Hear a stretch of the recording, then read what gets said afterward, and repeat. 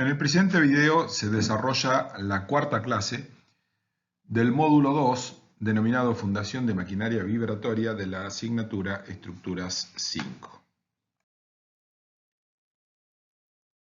En esta clase se analizará el modo en que se evalúan los resultados del análisis dinámico de una fundación de una maquinaria vibratoria,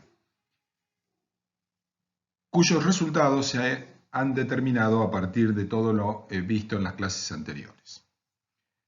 En primer término, veremos alguna de la normativa de aplicación que puede resultar importante o directamente mandatoria en la evaluación de estos resultados. Si lo que se busca es evaluar el efecto de las vibraciones en el cuerpo humano y su rendimiento, por ejemplo, en el ámbito laboral, en nuestro país sería de aplicación la norma IRAM 4078-1 e internacionalmente la ISO 2631.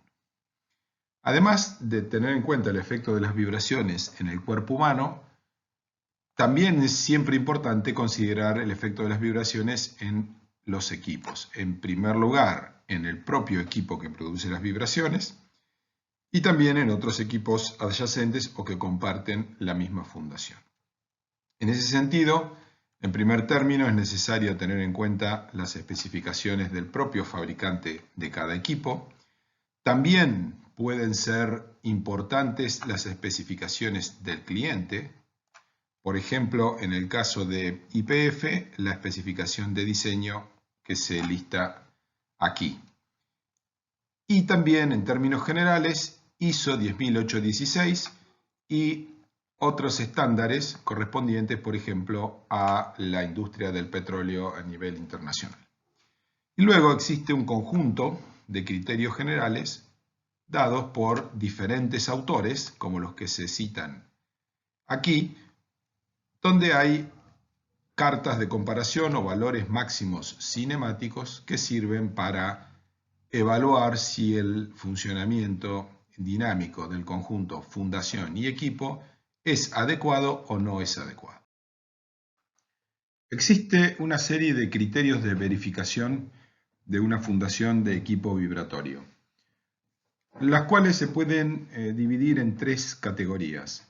Categorías que pueden ser completadas parcialmente o en toda su extensión. Es decir, veremos que podemos hacer, en primer término, verificaciones generales.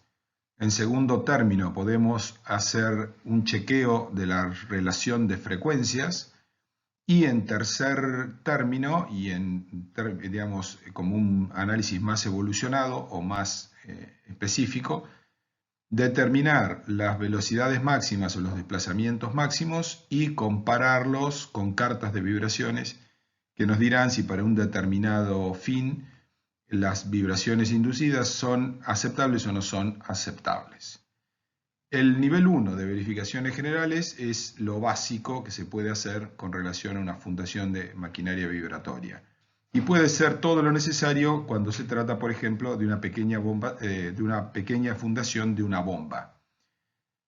Siempre es deseable tratar de avanzar en el segundo nivel y chequear también las relaciones de frecuencias. Entonces, para equipos un poco más grandes, de mayor potencia, puede ser necesario o es recomendable recurrir a las relaciones de frecuencias.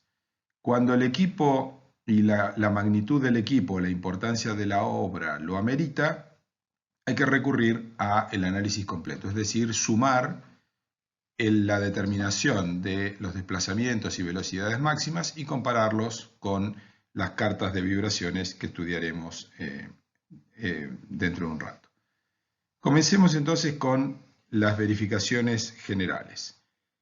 Se recomienda que las tensiones de contacto en la fundación para cargas estáticas no deben superar el 50% del valor de tensión admisible. Y cuando se suman las cargas estáticas más las vibraciones, no debe superar el 75%.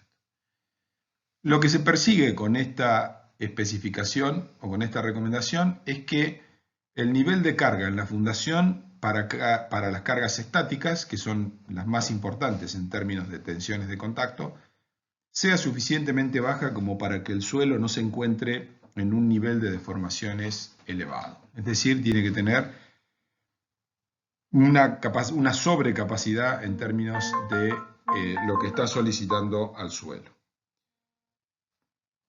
Luego se pide también que haya una diferencia entre el centro de gravedad de la fundación y la resultante de cargas del equipo más fundación, es decir, que la carga que se transmite en la fundación no difiera más que un 0,5% de las dimensiones lineales de la fundación.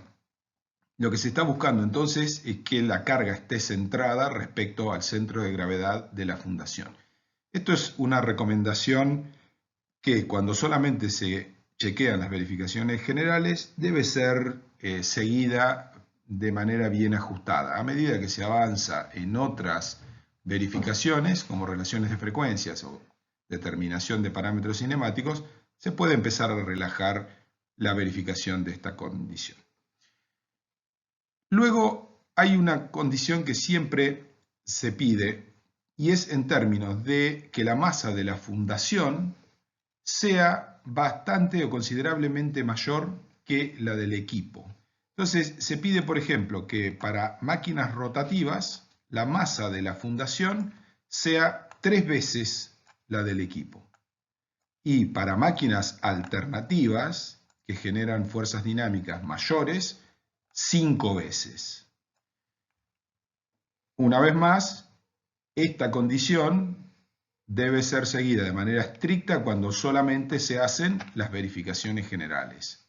Y a medida que se avanza en un análisis más detallado, se puede empezar a relajar. Pero nunca hay que ir a una relación demasiado baja de masa, porque la inercia de la masa de la fundación siempre va a tender a estabilizar cualquier efecto vibratorio excesivo que pueda suceder, por ejemplo, debido a un funcionamiento fuera de lo normal del equipo que está sobre la fundación.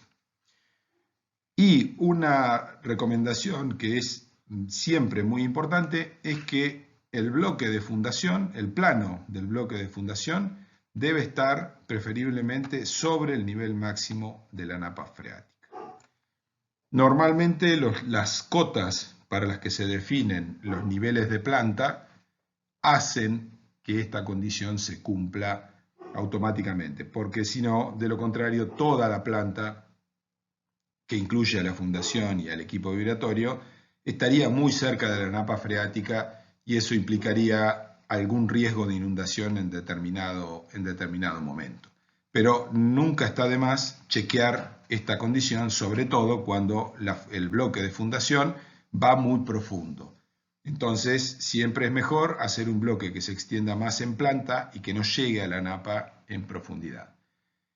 No es necesario cumplirlo cuando el bloque de fundación tiene pilotes, porque en ese caso los pilotes sí pueden ir más profundo, pero se supone, en general sucede, que se van a embeber en una capa de gran capacidad geotécnica en la profundidad y entonces el efecto del agua no será tan importante. Pasando al segundo nivel de verificación, nos encontramos con el chequeo en las relaciones de frecuencias. ¿Qué frecuencias?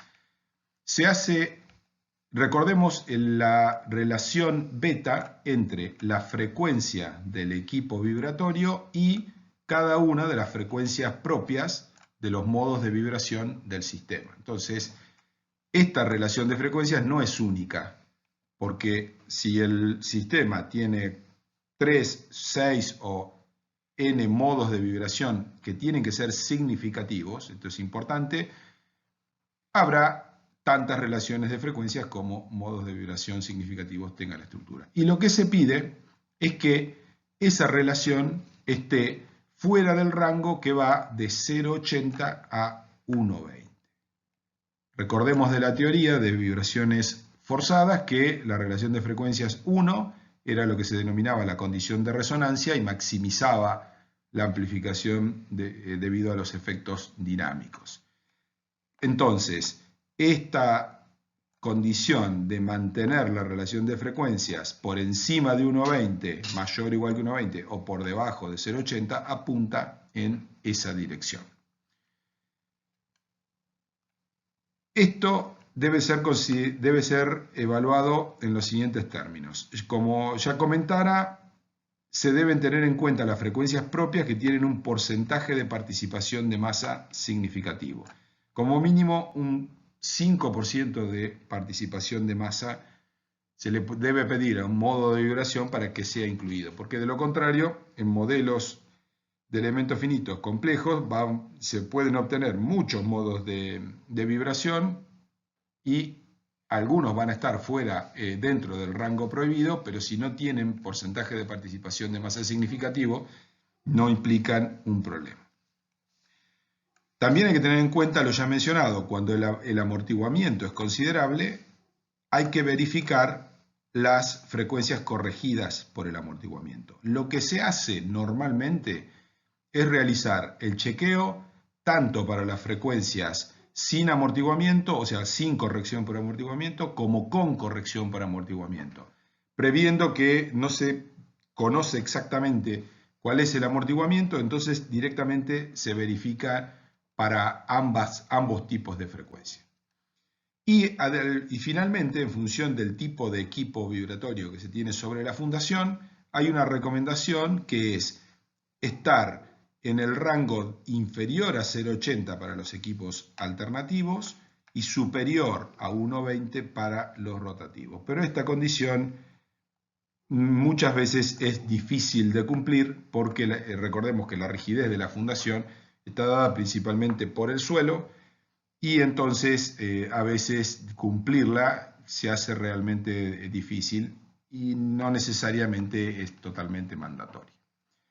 Es necesario decir que, igual que las verificaciones generales del punto 1, cuando se verifican las relaciones de frecuencias y no se sigue el análisis en términos de hacer un modelo de elementos finitos y verificar las velocidades máximas y los desplazamientos máximos debido a la acción dinámica, el cumplimiento de la relación de frecuencias debe ser estricto. Sin embargo, cuando se pasa al tercer nivel de verificación, aunque algunas relaciones de frecuencias estén dentro de la zona, entre comillas, prohibida, si el análisis más refinado mediante modelos de elementos finitos demuestra que la amplitud de las vibraciones no es peligrosa, se puede obviar la verificación o se puede hacer una excepción en términos de la relación de frecuencias. En el tercer nivel de verificación, lo que se hace es determinar valores máximos de desplazamientos, aceleraciones o velocidades. En general, el análisis dinámico nos va a proveer de valores máximos de los 3 parámetros cinemáticos. Esta determinación se puede hacer, como vimos en la clase anterior, a partir de un modelo simplificado de grados de libertad independientes de modos de vibración desacoplados, o mucho mejor, y como haremos también en el trabajo práctico, a través de un modelo de elementos finitos, mediante el cual se van a poder captar todos los modos acoplados de vibración y todos los efectos posibles de amplificación dinámica. Este sería el nivel más recomendable para equipos de importancia y también para equipos de mediana importancia, o cuando las verificaciones anteriores, los dos niveles de verificaciones anteriores, no están cumpliendo estrictamente los límites recomendados, entonces no hay que descartar el uso de esa fundación, sino que lo que hay que hacer es avanzar al tercer nivel de verificación, realizar un modelo un poco más complejo y ver si los parámetros cinemáticos, valores de desplazamientos, aceleraciones o velocidades, cumplen con los criterios dados por cartas de aceptación o cartas de vibraciones. En general, estos límites de aceptación son función de la frecuencia excitatriz y de qué es lo que se está verificando en términos de aceptación. Es decir, si se está chequeando si el equipo resiste o acepta las vibraciones, o si hay personas que pueden ser afectadas por las vibraciones, o si hay procesos por ejemplo, si se tiene un laboratorio con equipamiento muy sofisticado, muy sensible a las vibraciones, entonces los límites pueden ser mucho más restrictivos que para las personas y para los equipos, y debe ser evaluado en cada caso. Siempre hay que verificar para el caso de los equipos los límites que son impuestos por el fabricante, y estos son ineludibles por una razón probablemente más legal que física. El fabricante da una garantía para el funcionamiento de su equipo, pero al mismo tiempo pone una condición de que la amplitud de las vibraciones en términos de desplazamientos o de velocidades máximas no debe exceder un cierto límite. Entonces la garantía provista por el fabricante está limitada por ese valor. Entonces, aunque el fabricante normalmente tiende a dar valores más restrictivos que las cartas generales de vibraciones, no hay forma de no cumplirlo, porque de lo contrario queda el propietario del equipo, quien ha comprado el equipo, queda descubierto desde el punto de vista legal. Y deben ser entonces verificados ineludiblemente. También el cliente, es decir, quien compra el equipo puede estipular algunas condiciones particulares, y un ejemplo típico es el caso de YPF en sus especificaciones generales. Veamos algunas de las denominadas cartas de aceptación de vibraciones. Estas, como dijera anteriormente, pueden estar orientadas al equipo, pueden estar orientadas a las personas que están cerca del equipo. Hay un caso, el primer caso que vemos es el de la carta de Blake, que está claramente orientada al equipo.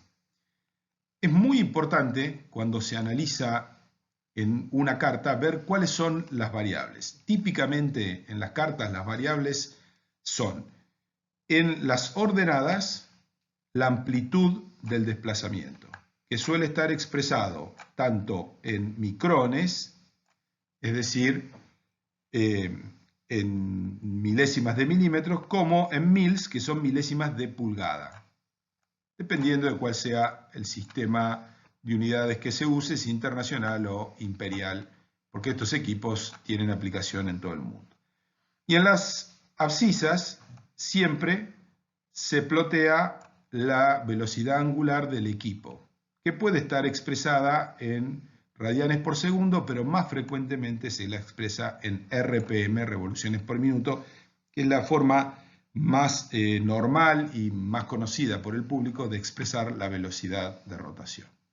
Y luego, por ejemplo, se generan estas zonas. Entonces, aquí hay una zona A en la cual, si nuestro equipo se ubica ahí, básicamente no va a tener ningún problema, y a medida que la amplitud aumenta, las zonas se van poniendo cada vez más restrictivas hasta llegar, por ejemplo, a la zona E, donde es peligroso seguir operando el equipo, pero aún en la D se está muy cerca de que falle el equipo.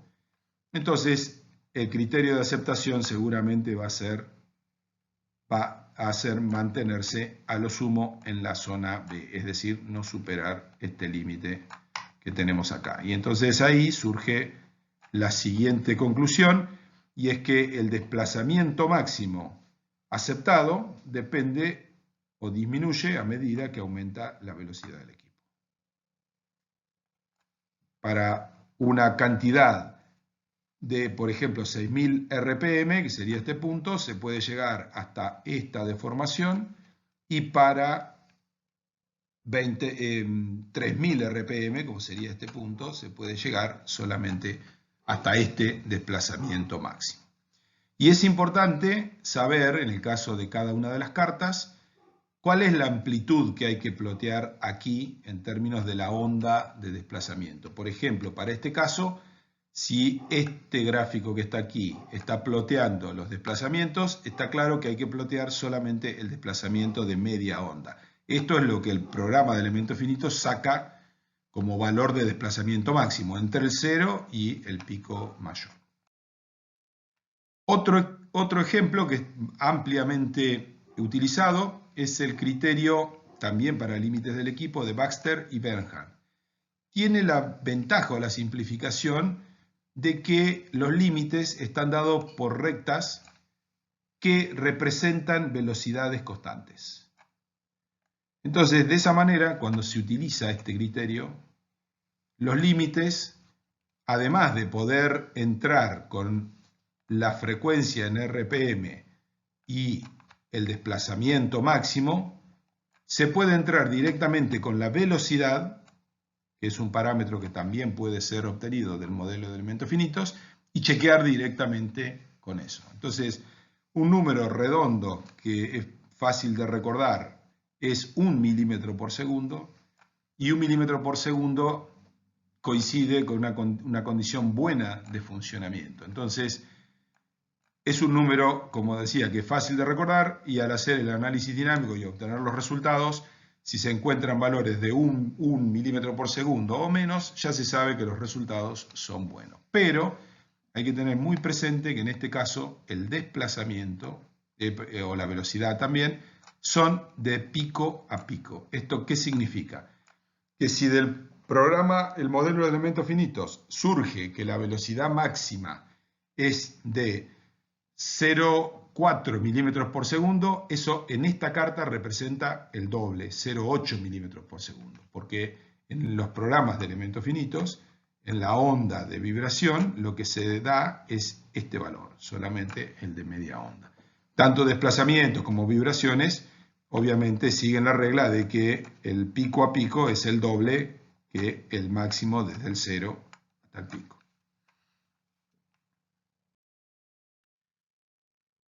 Existen algunas recopilaciones de muchos autores, como esta que está aquí, donde se da también como límite del equipo muchas recomendaciones. Esto es importante evaluarlo también para un valor de desplazamiento o velocidad pico a pico.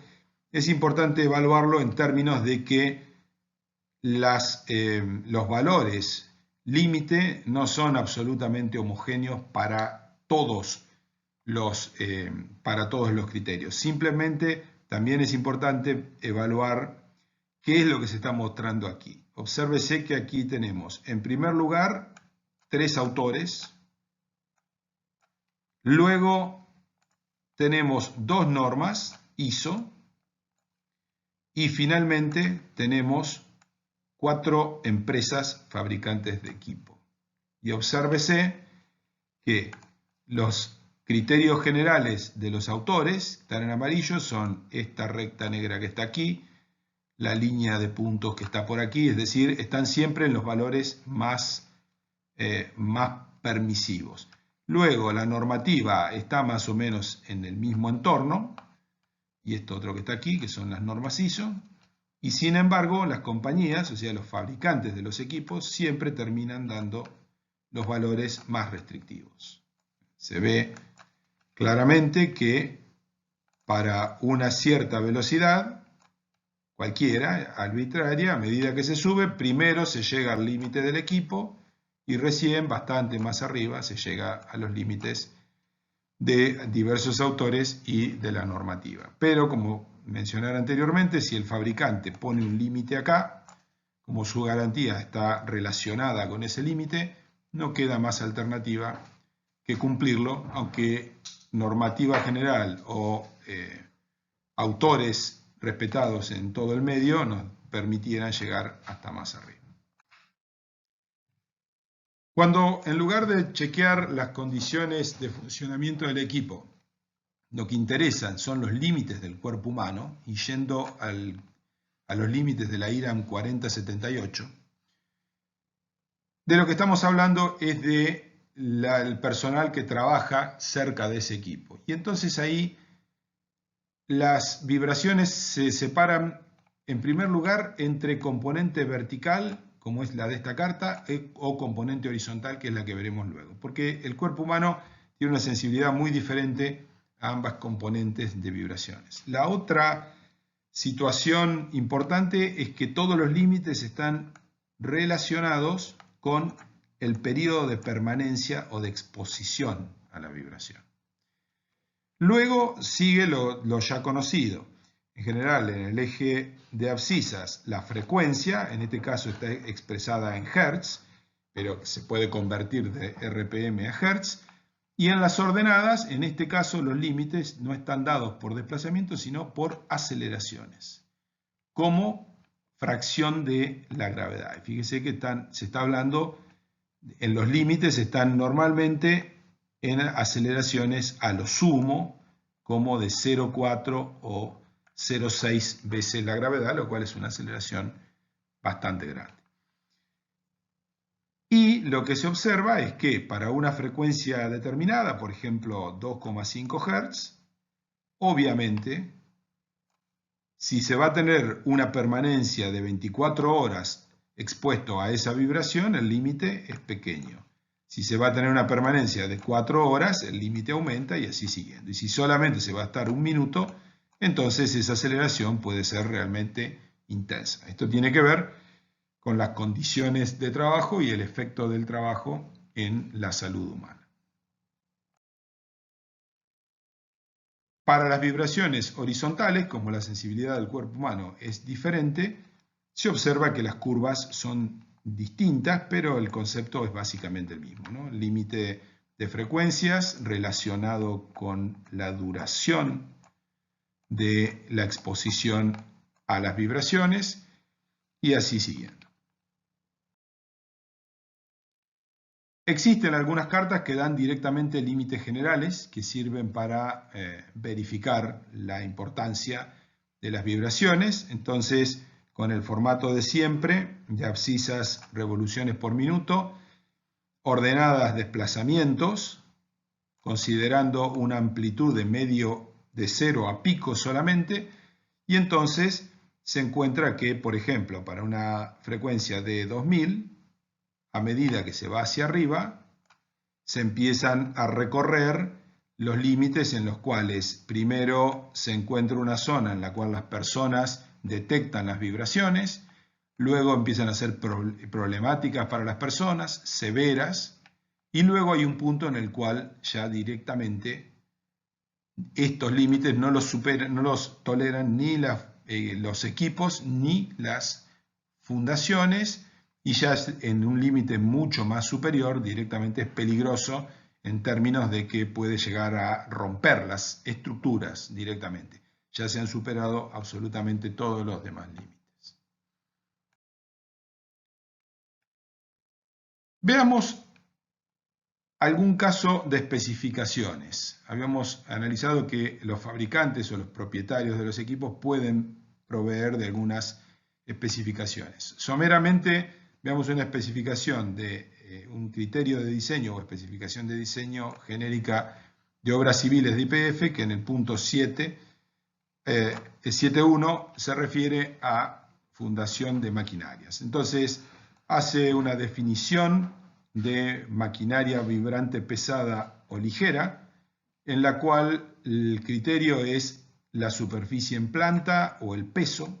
Entonces, hablábamos anteriormente de que cuando se tiene un equipo liviano, como puede ser una bomba grande, pero una bomba en definitiva, no una turbina, un generador, eso es una maquinaria vibrante ligera, y si supera eso pasará a ser una maquinaria vibrante pesada. Y los criterios de verificación pueden cambiar en función de eso. Para maquinarias livianas puede ser suficiente con hacer un chequeo de relación de masas, mientras que a medida que la maquinaria va siendo más importante hay que avanzar con el refinamiento del análisis. Ese es el criterio general. Cuanto más importante es la maquinaria y la fundación o la exposición de las personas, hay que ir a un análisis cada vez más refinado.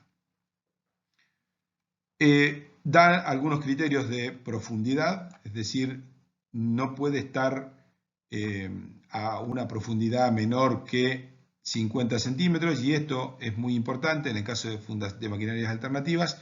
Dice que por lo menos el 50% de la altura de la cimentación tiene que estar embebida. Habíamos visto en la clase anterior que el embebimiento de los bloques de fundación en el suelo aporta un aumento importante de entre 30, 50, 60% en la rigidez y también en el amortiguamiento.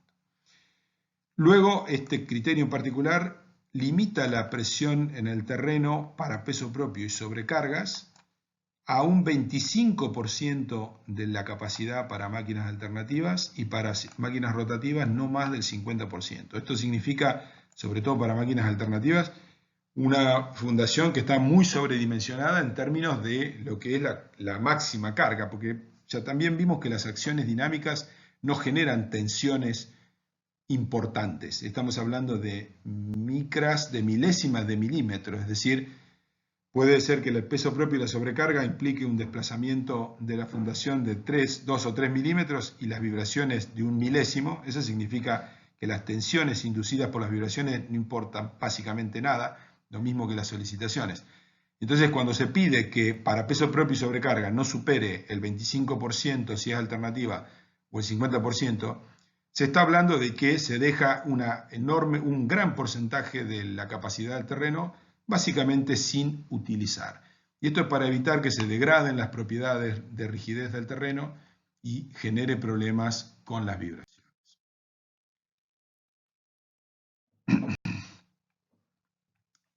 Después, en el caso de la maquinaria vibrante ligera, dice taxativamente que no es necesario realizar el análisis dinámico. Análisis dinámico es o implica por lo menos determinar periodos propios o frecuencias propias del sistema y en un punto un poco más avanzado directamente un modelo y determinar desplazamientos máximos o velocidades máximas.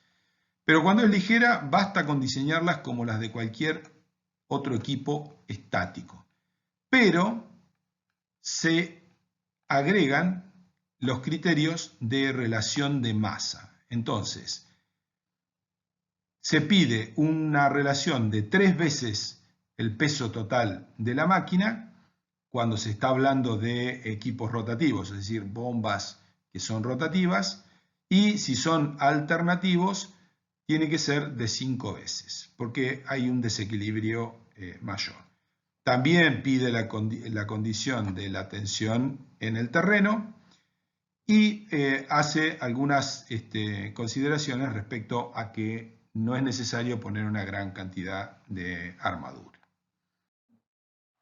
Se definen asimismo algunos criterios específicos según la maquinaria sea alternativa o rotativa. Entonces, en el caso de maquinaria alternativa, que siempre requiere un mayor nivel de control, existe una especificación concreta respecto a la excentricidad entre el centro de gravedad de todo el sistema y el centro de gravedad del área de contacto, en términos de que no supere el 5% de la dimensión correspondiente a la base en la misma dirección en que se encuentra esa excentricidad.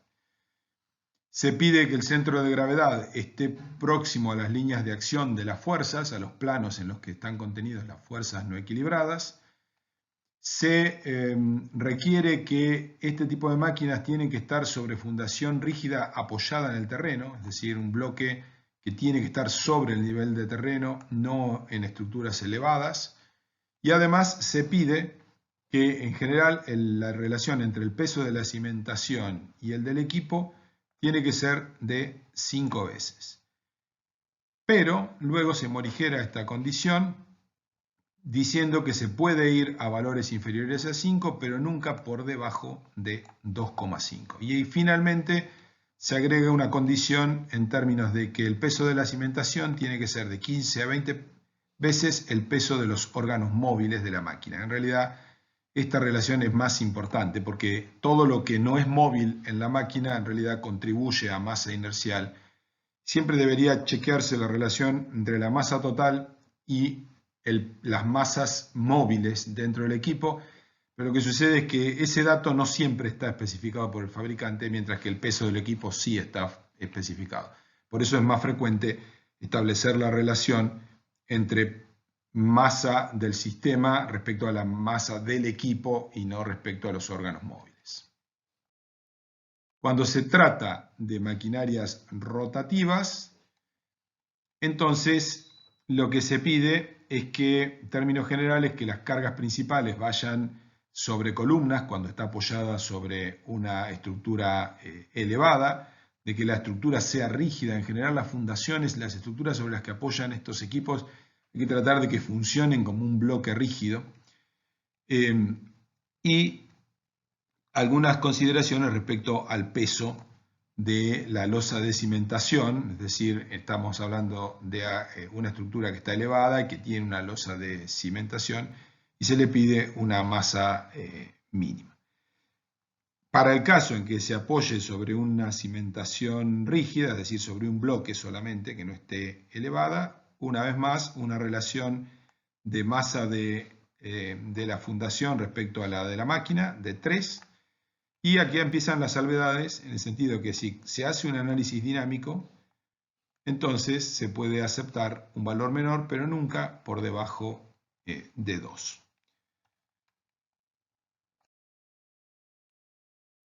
Luego comienzan las condiciones relativas a las relaciones de frecuencias y los parámetros o amplitudes de vibraciones admisibles. Y aquí este criterio es un poco más restrictivo que el mencionado anteriormente, que es un criterio general. Esta especificación lo que dice es que se procurará, es decir, es más restrictivo, pero al mismo tiempo no es mandatoria, sino que dice que se procurará, es decir, hay que tratar de que la relación de frecuencias entre la frecuencia de excitación y la frecuencia natural del sistema esté fuera del rango comprendido entre 0,7 y 1,3. Es peor que el 0,8 a 1,2 que habíamos visto como criterio general. Y eso tiene que ser así para todas las velocidades de operación de la máquina, lo cual es natural. Pero inmediatamente, además de decir que se procurará, matiza diciendo que si no fuera posible cumplir esta prescripción, se aceptarán frecuencias dentro del rango de 0,7 a 1,3 siempre que se demuestre que las amplitudes máximas están dentro de los límites indicados a continuación. Con el criterio que ya veníamos enunciando, en el sentido de que los criterios de verificación más simples dejan de ser taxativos y mandatorios siempre que se avance en una mayor complejidad del análisis y se demuestre que los criterios de aceptación del análisis más complejo se van cumpliendo. Y en ese sentido, entonces, el criterio más complejo es el de hacer un modelo de elementos finitos y determinar directamente amplitudes de vibración, que como vimos anteriormente se pueden comparar con las cartas generales y en este caso, esta especificación particular del propietario de los equipos da unas reglas generales. Y aquí comienza con algo que habíamos mencionado. Si el fabricante facilita las amplitudes de vibración admisibles, deben utilizarse estas para comprobar la estructura y o cimentación. ¿Qué dice este criterio? Es, aquí indicamos cuáles son los valores máximos, salvo que el fabricante los diga, y en ese caso hay que utilizar esos valores.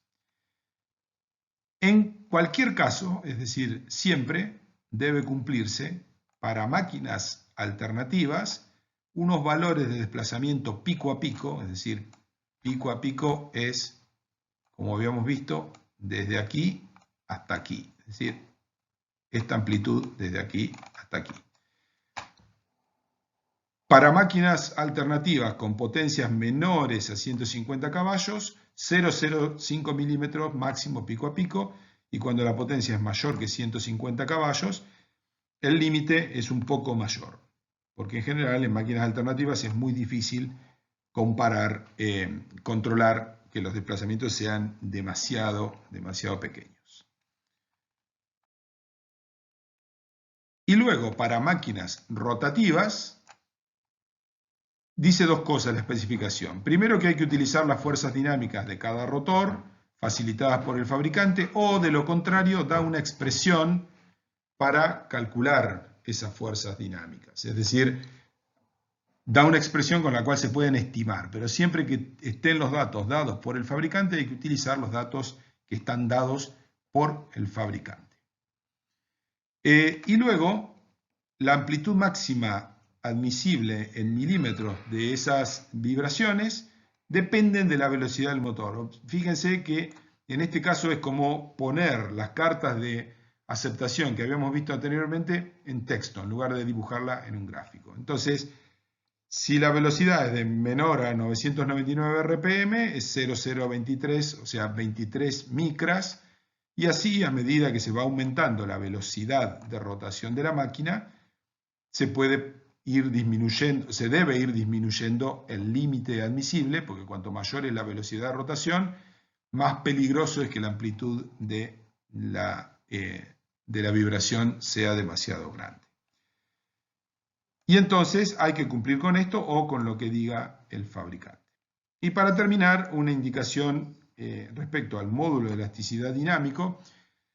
Habíamos dicho anteriormente que en el caso del suelo, los módulos de deformabilidad, el módulo G de deformación transversal, se utilizaban los valores de deformaciones muy pequeñas.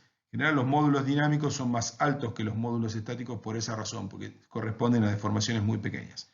En el caso del hormigón, o sea, para hacer el modelo de elementos finitos, también hay que utilizar un módulo de elasticidad dinámico, que es igual a 6500 por raíz de F'C, cuando el estático es 4700 por raíz de F'C. Pero también hay que decir que este valor del módulo del hormigón tiene muy poco efecto realmente en el comportamiento de la estructura, siempre que la misma sea de tipo bloque rígido. Porque si es bloque rígido, significa que tiene una geometría tal que es rígida por la cantidad de masa que posee, y tener un poco más de módulo no va a cambiar los resultados necesariamente del análisis dinámico. Pero si la estructura fuese en elevación con columnas y vigas, entonces sí puede tener influencia y hay que considerar siempre este módulo dinámico.